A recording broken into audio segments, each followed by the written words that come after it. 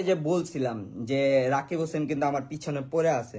বন্ধুরা আবারও লাইভে এসে ইয়াসিন রাকিব হোসেনকে নিয়ে কি বললেন। ইয়াসিন বলতেছেন যে আমার পিছনে এখনো রাকিব হোসেন লেগেই আছে। তো বন্ধুরা আবারও কি হয়ে গেল তাদের ভিতরে, আর এই সব কিছুই জানতে পারবেন আজকের এই ছোট্ট ভিডিওর মাধ্যমে। তো ভিডিওটা ইন্টারেস্টিং হতে চলেছে, তাই ভিডিওটি একটু না টেনে শেষ পর্যন্ত দেখতে থাকুন। তাই বন্ধুরা আমাদের এই চ্যানেলটি খুবই ছোট, তাই আপনাদের সাপোর্ট ছাড়া এগিয়ে যাওয়া সম্ভব না। তাই ভিডিওটি লাইক করে চ্যানেলটি সাবস্ক্রাইব করে সাথেই থাকুন। চলুন এবার ভিডিও শুরু করা যাক। তো রাকিব হোসেন কোনো একটা ভিডিওতে বলেন যে আমাদের বিয়ের অনুষ্ঠান শুরু হতে যাচ্ছে, তো এই কারণে ইয়াসিন ও মিথিলার সহ্য হচ্ছে না। তো তাই জন্য ইয়াসিন, মিথিলা ও মেহেদি লাইভে এসে বলতেছেন যে সব সময় কপি করেন আমাদের নিয়ে রাকিব, অন্তরা। তো বন্ধুরা এই বিষয়টা নিয়ে রাকিব ও অন্তরা লাইভে এসে বলতেছেন যে কারা কপি করে এটা মানুষ ভালো করেই জানে। তো বন্ধুরা ইয়াসিন, মিথিলা কপি করেন না রাকিব হোসেন কপি করেন, তা আপনারা এই ভিডিওর কমেন্ট বক্সে জানাতে ভুলবেন না। তো এই বিষয়টা নিয়ে ইয়াসিন আরো বলেন যে তুমি রাকিব হোসেন মেহেদি মামার সাথে কি করছো সবকিছুই লাইভে এসে বলে দিব।